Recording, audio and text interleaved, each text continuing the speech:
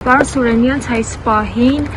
Գագիկ Ծառուկյանի առանձնատանը եւ նաեւ այլ տարբեր ընկերություններում խուզարկություն է իրականացվում։ Կխնդրեմ նշեք, թե ինչ է ձեզ հայտնի եւ նաեւ ինչքանով էր սպասելի այս իրավիճակը ձեզ համար։ Ենթադրելի էր։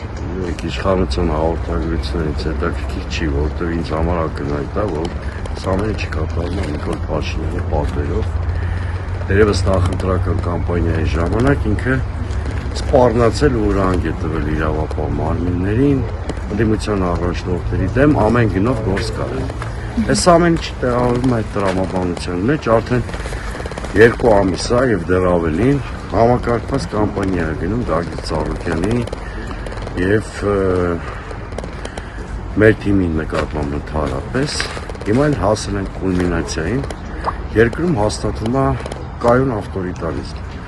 Մնացածը գիտեք, ավտորիտարիզմի պայմաններում քննարկել ինչ-որ քրեական գործ,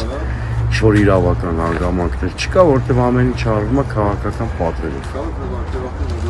Իսկ Գագիկ Ծառուկյանի հետ Բարգավաճ Հայաստան կուսակցությունից որևէ մեկը կապ հաստատել է, խոսել է։ Ես տեղյակ չեմ, քիչ առաջ եմ եկել։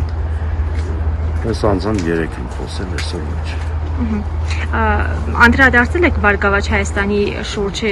տեղի ունեցող ծավալվող իրադարձություններին, որևէ անդրադարձ եղել է։ 3։ Մենք ամեն օր ենք խոսում, ընթացիկ քաղաքական իրավիճակն ենք քննարկում։ Սպասելի էր իր համար։ Ամեն օր էլ մեզ սպասելի էր, որովհետև կրկնում եմ, ապօրինի ինքը կոնկրետ ինչ էր ասում, սպասելի էր իր համար։ Ոչ մեկը սոր ժամ չենք կարող սպասել, բայց